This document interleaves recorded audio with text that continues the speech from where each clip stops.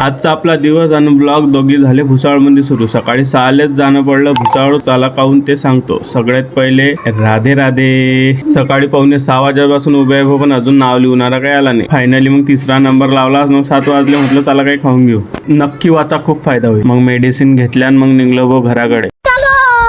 दवाखान्यात माझ्यासाठीच गेलो होतो भाऊ. थोडी सर्दी झाली की नाक बंद पडते. रोम रोम भाइयों. कारा टाइम आहे का उठायचा? 10 वाजून राहिले ना.